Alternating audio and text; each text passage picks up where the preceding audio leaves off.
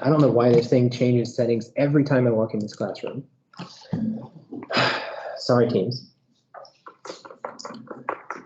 And now I've lost my train of thought again. Okay, strategic essentialism. Oh, we need to figure out the what can make sense in a simplified way and what cannot. And this is where this argument comes from, right?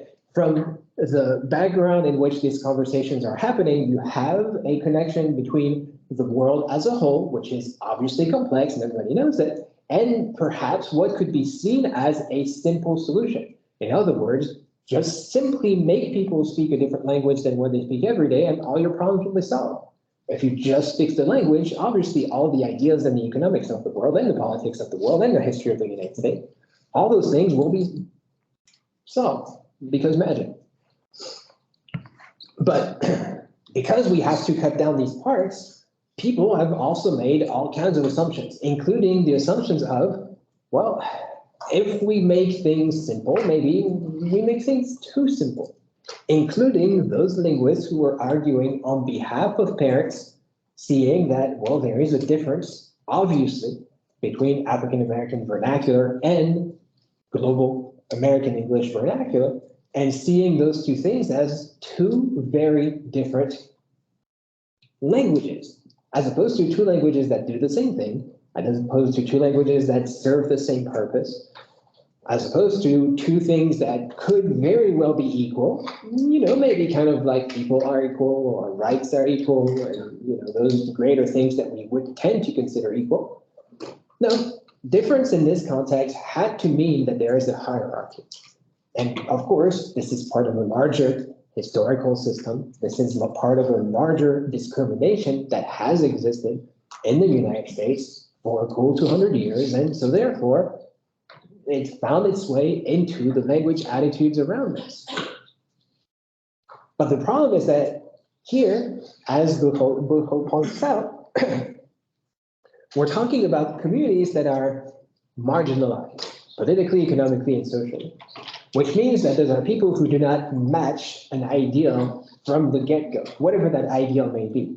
That ideal may be more or less well-defined, more or less well-written anywhere else, but there's no way in which you could make sense out of it except in terms of ideals.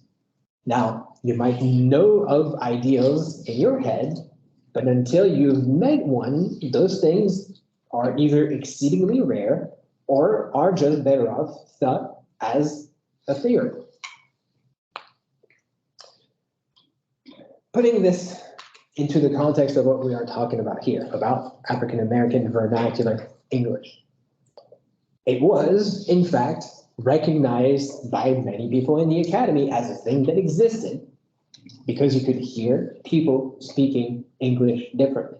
And everyone knew that, regardless of where they were coming from. But they were also looking at things that they were considering, on the other hand, more real, more authentic. And things that are real, things that are authentic, in fact, are cultural conceptions. Things that are real because we agree upon them. We agree upon them as part of our communities. In our community, this thing is real. In the next community, something else is real. It could be God, it could be politics, it could be happiness or joy. It could be things that we can't put into words perfectly, but it could also be a very real context of, well, this piece of wood right here, the room, whatever. And of course, because of the way we think about those things in this particular argument, well, we agree that these things are real. And maybe at this point in time, you might be thinking, no, none of this is real. This is all a simulation. This is all God's creation that is just set up for us to forget that Satan exists or whatever it is. Doesn't matter. There are all kinds of ways in which you can be not normal, not ideal, not this thing that is established as a general consensus, as we talked about it on Tuesday. And that's what this comes down to.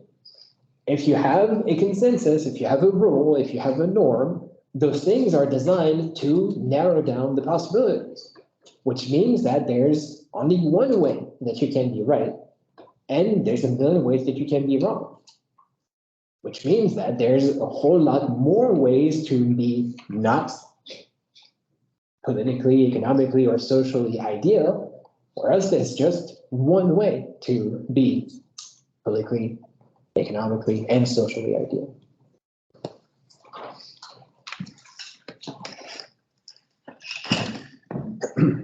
Now, in the context of everything we do with our lives, of course, there are ways that we can essentially, strategically, put things into simpler terms.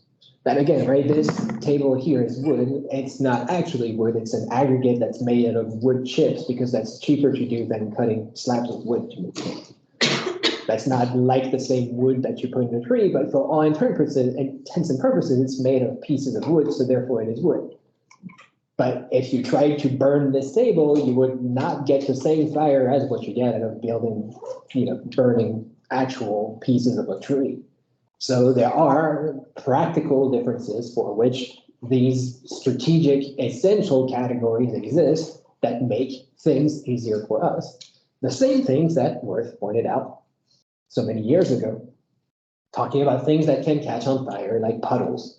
Because a puddle is a liquid on the ground, and if you are not specific about what kind of puddle, then that puddle is just a puddle.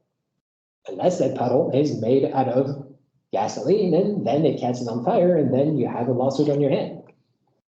And similarly speaking, of course, the language that exists, that is up until the moment you realize it catches on fire, not a problem, all of a sudden catches on fire. In the ideology of the people, in the background of the society you are living in, and now you have a lawsuit on your hand, except you're a school, not a corporate owner. Now, our speech communities or linguistic communities or whatever have to be boiled down to some kind of essence, because that is the only way that this is practicable. Or else, again, everyone is their own speech community and nobody can communicate with anybody else. And again, not really the point. We mentioned Gumper's Nest class. Any aggregate characterized by regular and frequent interaction by means of a shared body of verbal signs and set up or similar aggregates by significant differences in language use. So we're putting our human aggregates, we have them on some kind of a pattern, a regular pattern, a time pattern of frequent interaction, and we see what they share with one another in terms of their verbal signs, the sounds that they make in language. And we observe that by contrast with another language.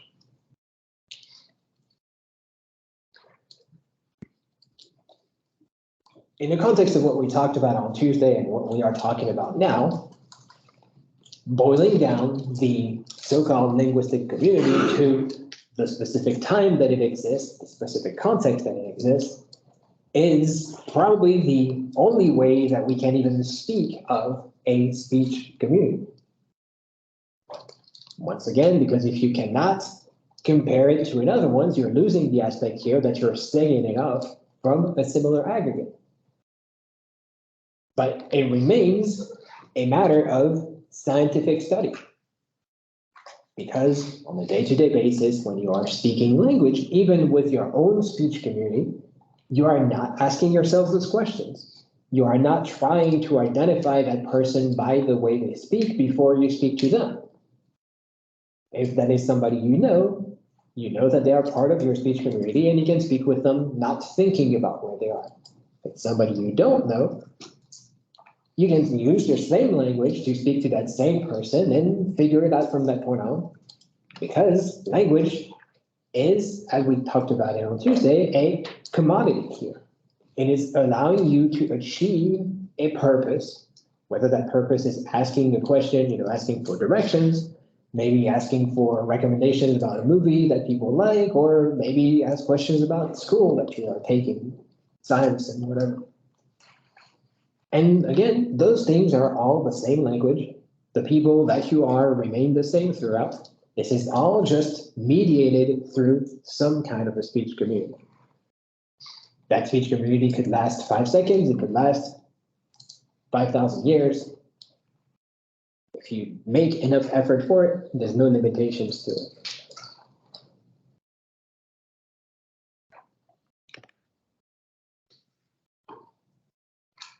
Which means that for our purposes, the size of the speech community doesn't matter.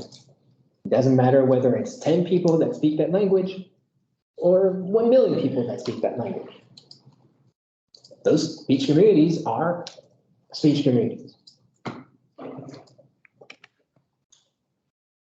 The regular contact is what allows for the speech community to go through time. Is that you can recognize over time and perhaps over space that people are still there, or maybe no longer there, depending on the case. Now, that regular contact could happen every 5 minutes. It could also happen every 10 years. Like when you see an old friend and you remember the way your life was, whenever was the last time you spoke to them. Having some kind of way to relate to other people through these strategies helps you make sense of where you stand, and in turn helps them figure out of the way they stand. Having a shared body of text is typically understood as an important part here. Although text, as we'll talk about when you reach the point of aesthetics and such, can be a lot more abstract than what you think. We've mentioned the aspect of literacy before, and schooling children, having a written body of work to learn language from, which is not entirely necessary.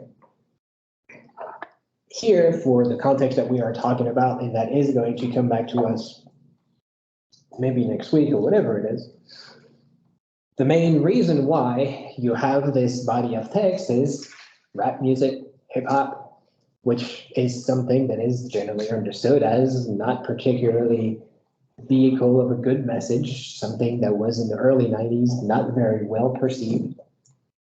And in the context of the African American community especially, it ended up being a controversial source of literacy. And of course, one of the sources for the language itself, the language that people heard. And like I said, we'll explore that a little bit more in another article later, but it's important to note that in the context of this particular speech community here, the rules for what constitutes a real or authentic speech are set up according to a slightly different standard, if you will.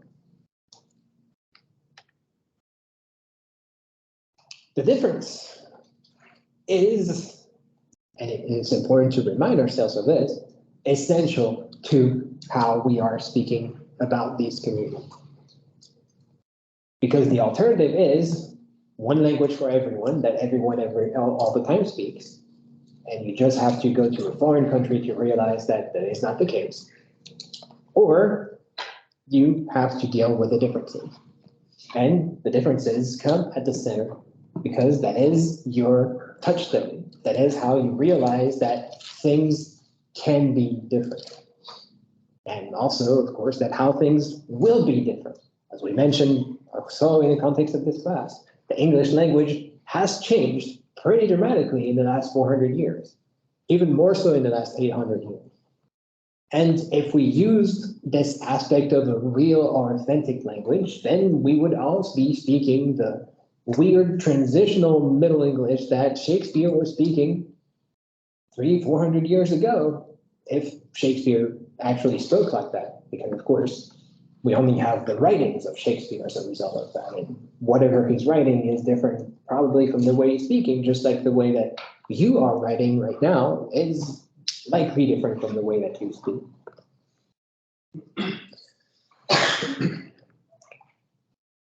Any questions about this right now?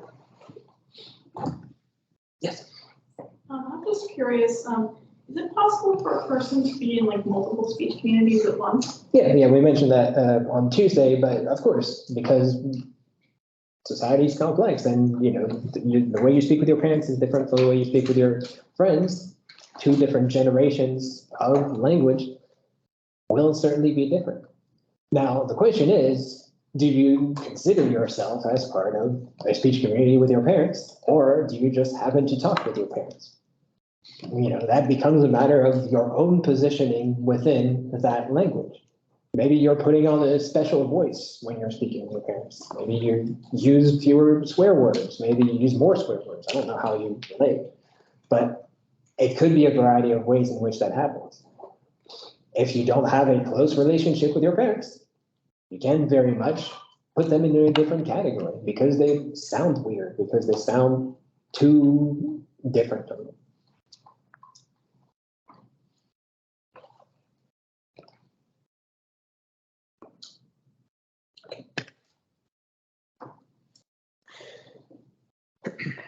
Now, of course, the bigger background to this is the quote unquote essential definition that exists outside of science. Because as much as language is available to everyone, that also means that language can be defined by everyone. And so far, we've brought in all of this lingo about speech communities and diachronically and synchronically and whatever, but obviously you don't have to be an expert to see those things, and you certainly don't have to be an expert to make those things into something more essential or more strategic. All across the US, hordes of immigrants, legal and illegal, are chattering away in their native language and have no intention of learning English, the all but official language of the United States where they now live. Can you blame them? They are being enabled by all those diversity fanatics to defy the age-old custom of immigrants to our shores who made it one of their first priorities to learn to speak English and to teach their offspring to do likewise. This is Michael Reagan, not Ronald, as you can see from the date 2006, but it's important to note they are related though. Apparently, in the early 2000s especially, there was this wave of immigrants, legal and illegal, chatting away in their native language. The one native language that all the immigrants who come to the United States speak.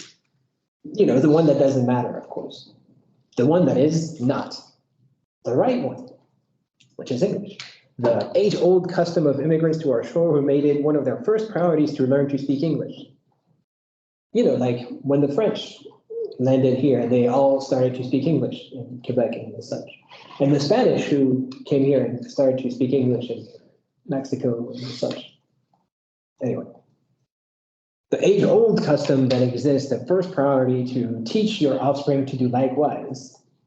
Because of course, this comes down to a culture of learning language and speaking language and passing the language into the one American language that everyone speaks in America.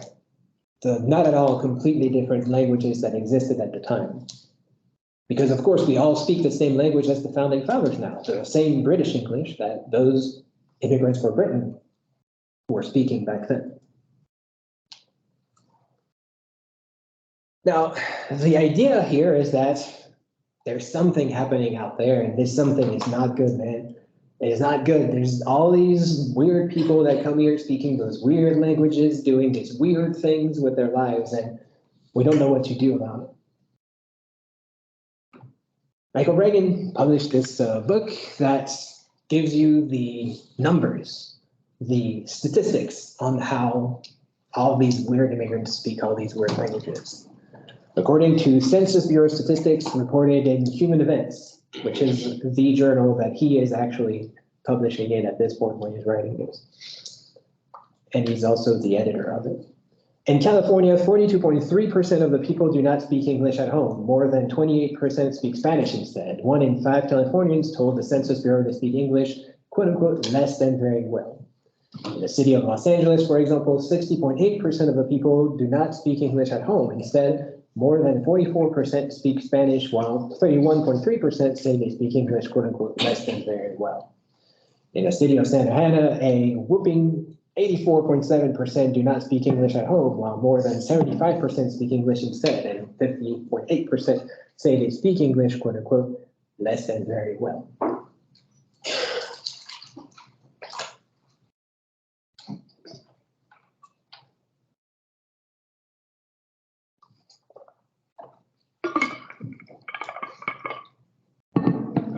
Scary numbers, right? There's 40% people who don't speak English at home.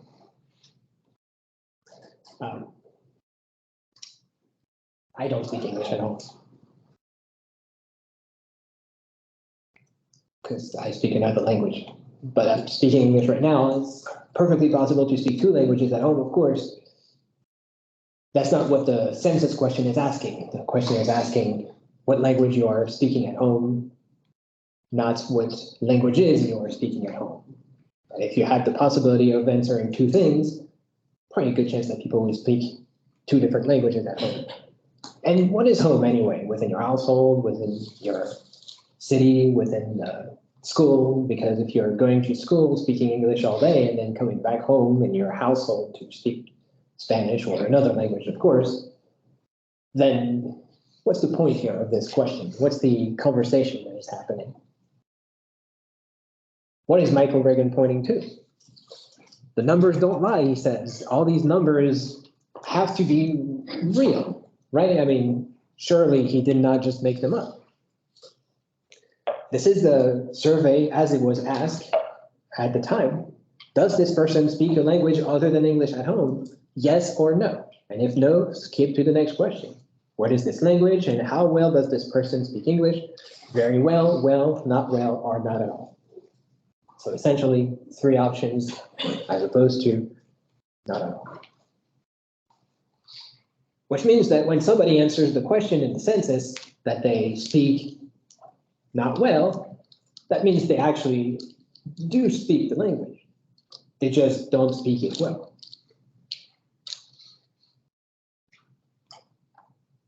Now, let's take this survey in this particular classroom. Does these persons in this classroom speak a language other than English at home? Yes or no?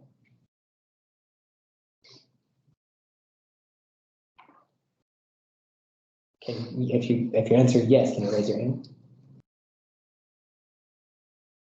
Waving hands. Okay, that's not an answer. It's yes or no. All right, we'll go to the easier one. How well does this person speak English? Very well, well, or not well? Would you say that you speak English very well, well, or not well? Say I speak English very well. Very well. Nice. What counts as like very No, well? no. Very well, well, or not well. That's the options. You don't ask questions to the census, they ask the questions. Very well, I guess. I guess is not an answer. Pick a choice. Very well. Thank you.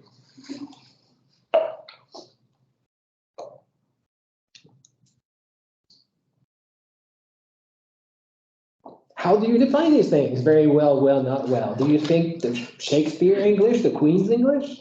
Because I can tell you, if you don't speak the Queen's English, you don't speak English very well. I went through most of my schooling being told that I don't speak English very well.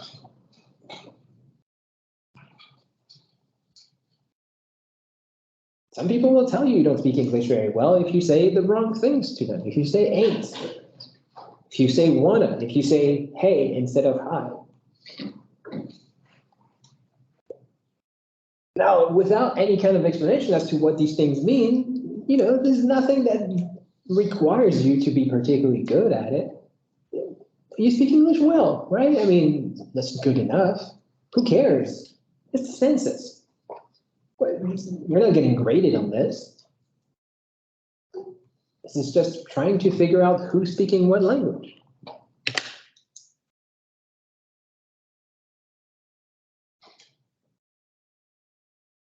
Same census.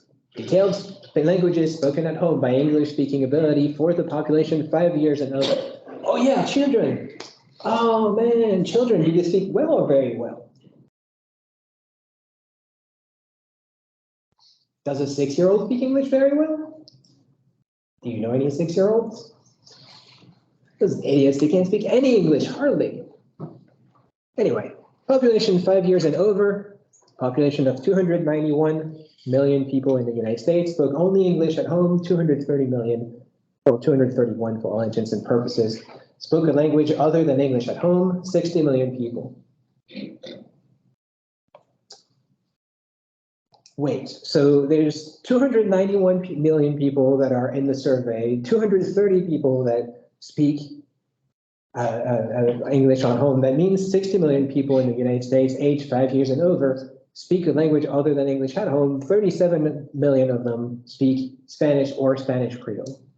Okay, so that's 100% of the people, 62% of them speak Spanish at home. Okay, that makes sense. About 50% of them, well, 58% speak English very well. 19% speak English well, and 15% speak English not well, and 7 to 9% speak English not at all.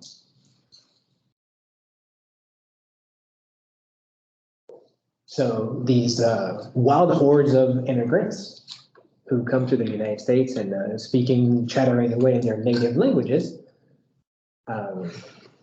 7% of about 30% of the US population speak no English at all. Now, of course, this is happening in California. California, about 100 years ago, was also not English at all, as you may have heard. California was just made a state at that time, which means that old people, people who are 90 years old, who may not be speaking English very well because maybe they have dementia, maybe because they don't speak a whole lot with other people, maybe they came here speaking Spanish at a time when none of this mattered, also do not speak well at home. Which means that those 7% people who speak not at all could be children and older people. And you've already covered your bases as to why people don't speak English at home very well. Which turns us into this conversation of, how this works. But of course, I hear you. We have to look at this in the historical context, right? Well, lucky for us, new numbers have been published since then. And now out of the population 5 years and older, 313 million people now in the United States, 245 million of them speak English only, and 67 million of them speak a language other than English. That's 13% of people who speak Spanish compared to before. So, turns out the natives are learning English. Sorry, Michael Reagan from Newsmax, you're wrong, and you've been wrong for about 15 years now, but still you have a job doing this. Now, the question of very well and less than very well disappeared in the census as well, because of course, these are not particularly objective definitions, and as you pointed out, knowing whether you speak very well or less than very well requires you to know a whole lot more about language than you actually know about language to be able to answer that question. Once again, you have to know what the very well English is to be able to know whether you speak very well. And if the very well is the perfect American English spoken by Dusty Rhodes, who was from Texas at all speaking perfect American English, then of course you don't speak perfect American English. And if the Queen's English is the perfect American English, and I guess now it's the King's English for some reasons, still not perfect. Because perfect doesn't mean anything. And real or not real or authentic, those things are just defined by the various communities and the various people who speak whatever language they think they are speaking.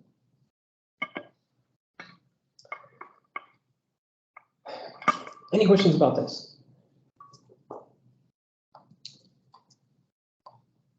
Do you know what the questions were that they switched the very well, not well out for on this census? I think they just removed it altogether. I can't remember that.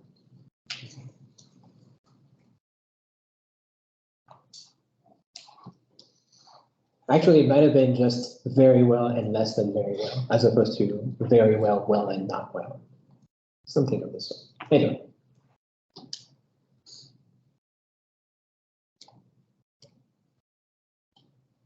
Well, no questions about this. That's good. We'll get back to it at some point or another. Now, our next problem becomes that if we are using language as a set of meanings and a set of ways to relate to larger concepts, then the question of the symbolic meaning of language and how any language is able to convey any symbol also remains a matter of something like psychology, something like anthropology, something like a sociolinguistic study. The Oxford English Dictionary defines a symbol as something that stands for, represents, or denotes something else, not by exact resemblance, but by vague suggestion or by some accidental or conventional relation, especially a material object representing a taken to represent something immaterial or abstract as a being, idea, quality, or condition, a representative or typical figure, sign, or token. So by definition from the Oxford English Dictionary, by the way, does the Oxford English Dictionary speak English very well or just well? One can only assume very well, of course, because they make the dictionary, but who's to say? Now, a symbol could be by vague suggestion or by some accidental or conventional relation. Conventional means that, people agree that this is a symbol. We know that a thing looks like a thing because we agree that a thing is a thing. Here's an example. What is this thing? Yes. It's literally a bird. It's an eagle over an American flag. That's what it is. Okay. A bird in front of an American flag.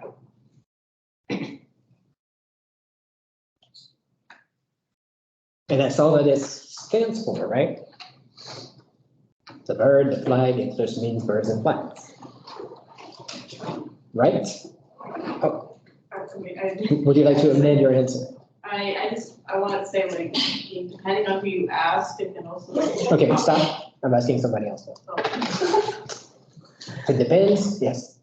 Freedom. It means freedom? Yeah. Thank you. That's the right answer. You want to change your answer now? No, he got it. Good. Freedom is freedom. What does this stand for? The eagle, the flag. The freedom. America, thank you. I think we all agree this is America right there in a nutshell. How do we know this?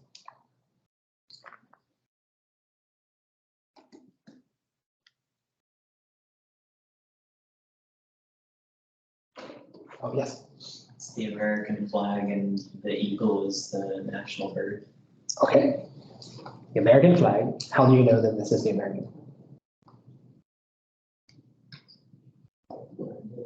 Good. Yes. By convention, I suppose, you could say.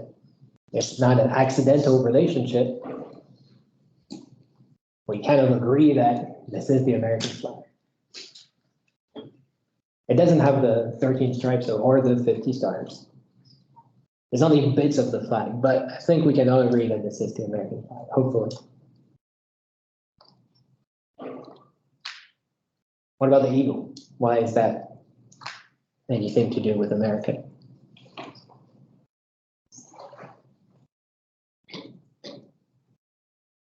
Is it any kind of eagle?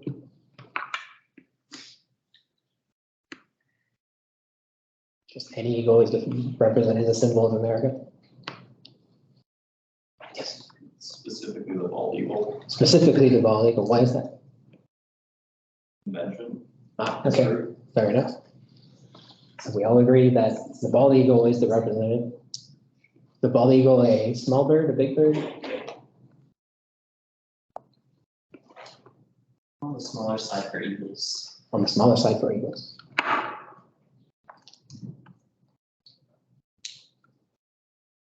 We just agree that this is a good symbol, right?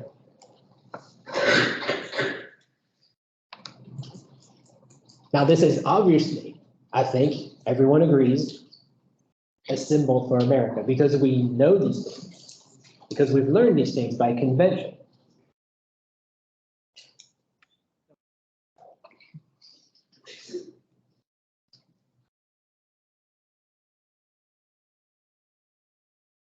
Please, somebody say freedom. A unicorn. Okay. How do you know?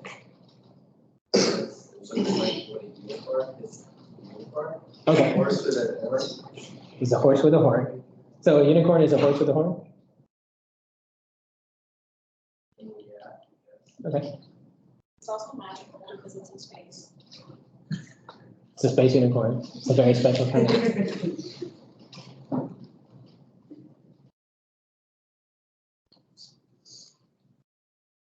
Everybody agrees this is a unicorn? Okay. Is it because you've seen unicorns before? Like you're walking through the forest and the mountains and... I mean, unicorns don't exist. What?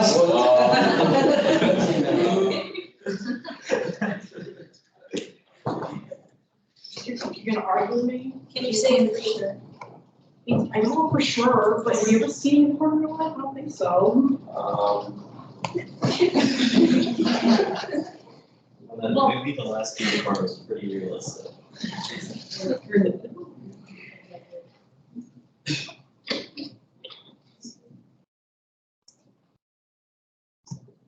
Space unicorn.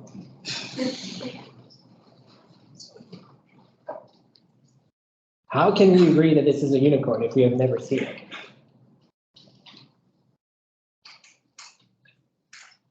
Yes. It's like a unicorn is like one horn, so you can like use that logic. Sure. So if you see a narwhal, this is a unicorn as well. That's how that started, Is it? for sure. Okay. What a coincidence. Yeah. I mean, unicorn, even if they don't exist, they're a big thing in like culture. Like everyone, like a dragon, everyone knows what a dragon looks like. No one's seen a dragon. It's like in mythology, this description of unicorns being passed down. Okay. So you might have, yes? I was just gonna say like, maybe we don't know it's a unicorn, we're just assuming it's a unicorn, because like, again, it's like not a real thing, so like, everyone's representation of the unicorn could be different. Likely. Who's to say that this is not a shapeshifter, and in fact, I don't know, a creature of the woods that just disguises a unicorn to trick you today. So we have words to describe things that don't exist. And we use words to know what these things are, including an etymology of unicorn. It has one horn. It looks like a horse. We know what a horse looks like. We know what a horn looks like. We know to put those two things together and it looks like a unicorn. If the horn was on its back, would it still be a unicorn? It has one horn, right?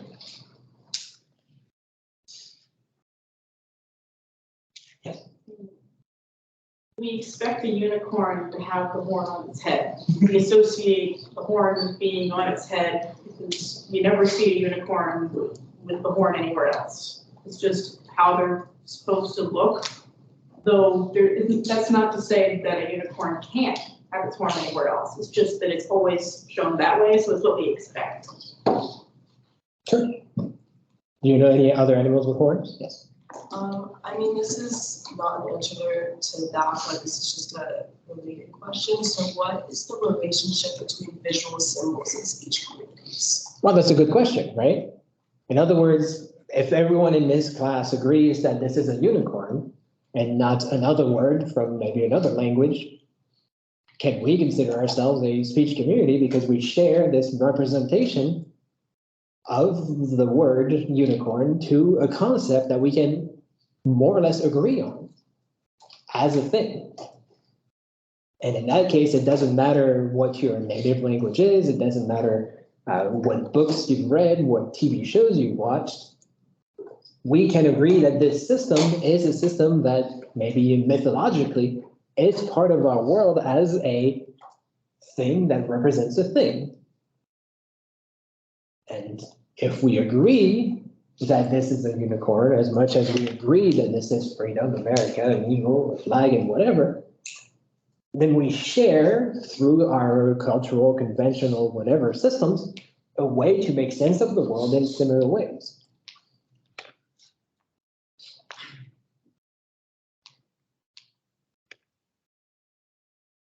But then the question is, maybe the language is the symbol itself.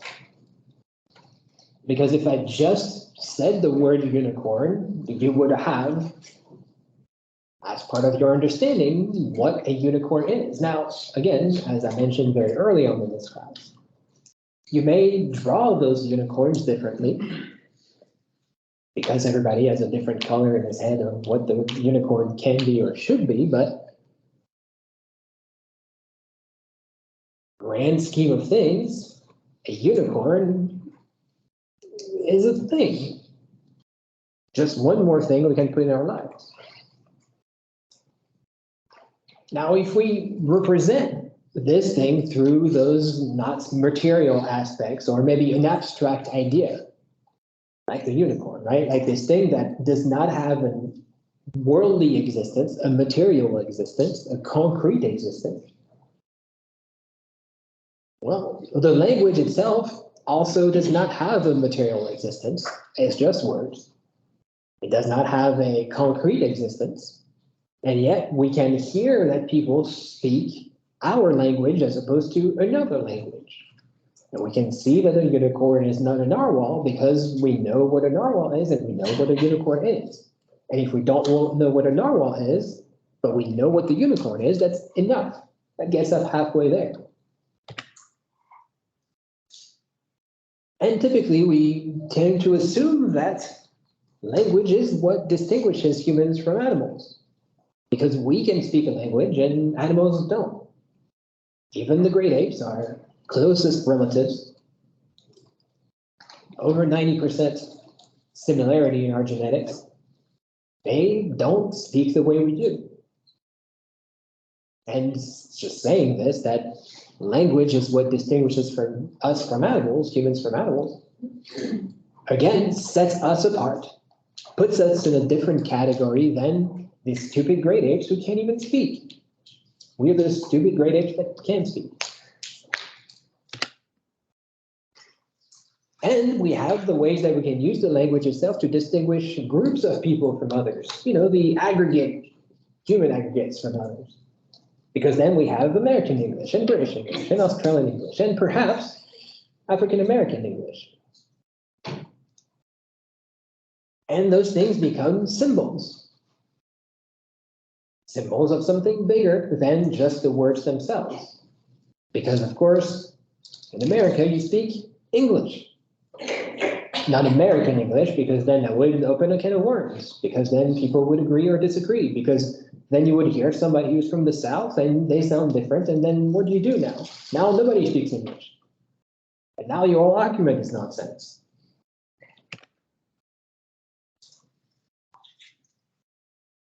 And eventually, you also are able to distinguish speakers from others. And when somebody calls you on the phone and you know them, you don't have to see them, you don't have to hear their name, you can recognize their voice, their unique way to speak, based on what you know about them. Just as much as you can hear somebody that speaks your language in a group of people that doesn't speak your language, because they use the same words, the same sentence, the same intonations. Maybe you call it dialect, maybe you call it an accent. Some way or another, you know what language is yours and what language is not yours. And some way or another, You know what a unicorn is, even though you've never seen it.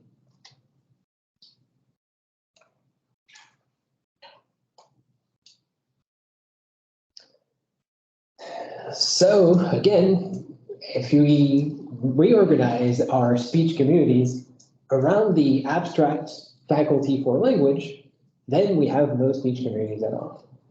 If we look at the diversity of language, that's when we can start talking about diversity, but then we need to organize it. And of course, as a result of that, we need those strategic, essentialized categories, such as the category of exactly what is the English language? And how do you recognize it and why? Because it comes down to that. Why do you make a difference between this kind of English and that kind of English? If you can recognize that both of them are English, if they're both doing the same thing with their languages, then what is the point in terms of the linguistics, for example, to differentiate the two? Well, the above told us it has its own history, it has its own sounds, it has its own systems, and it has created its own out forms. Obviously, we can identify this African American vernacular English from others from a linguistic standpoint. From a political standpoint, from a legal standpoint, from any other abstract category that you want to see, even from your own aspect of you having a brain and requiring these categories to come handy every now and then, sure, feel free to make those distinctions and to think of other people as having other languages you need to, if that makes your life easier. But then you're going to spend your life doing this. You're literally never going to stop asking questions about why this is that way and why that is that way.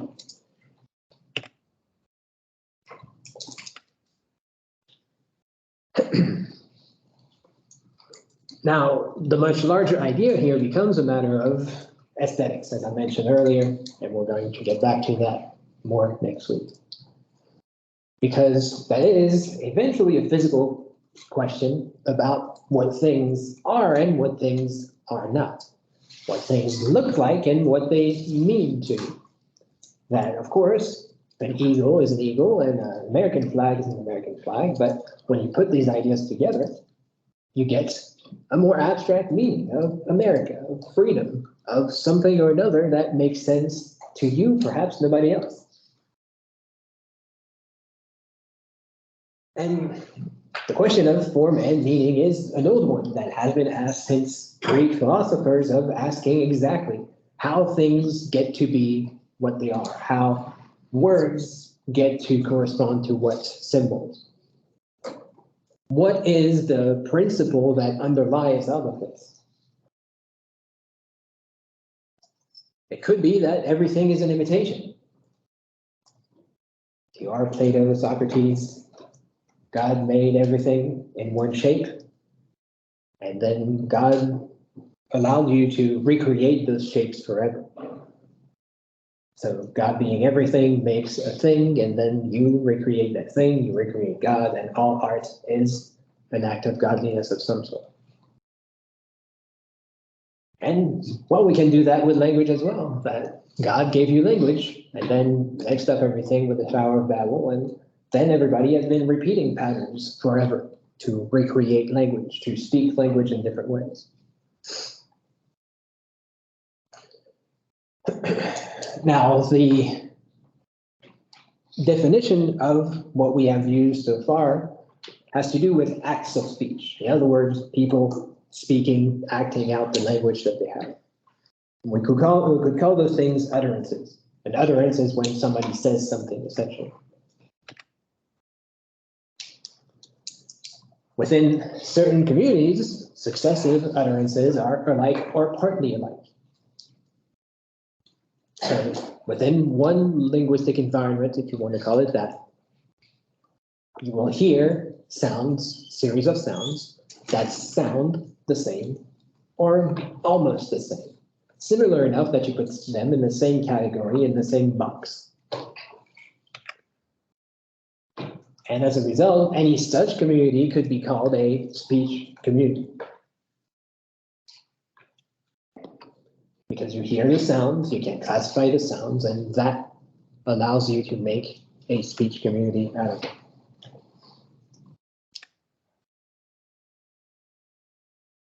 You could also think of it as the sum total of all the utterances that can be made in a speech community. And that becomes the language that the speech community speaks. Anything that a certain given group can say can be categorized as the language of how that community speaks. And as a result of that, the operation becomes that which is alike will be called the same, and that which is not alike, or not the same, is different.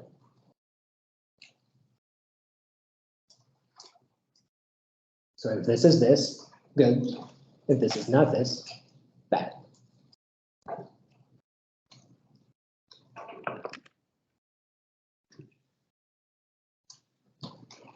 The vocal features common to same or partly same utterances are forms.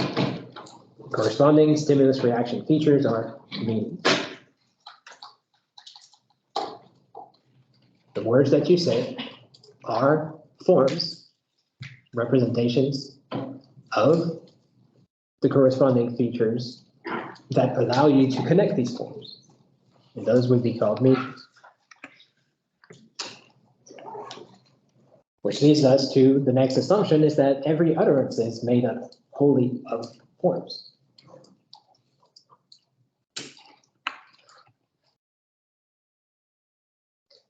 At least so was the theory in the 20s.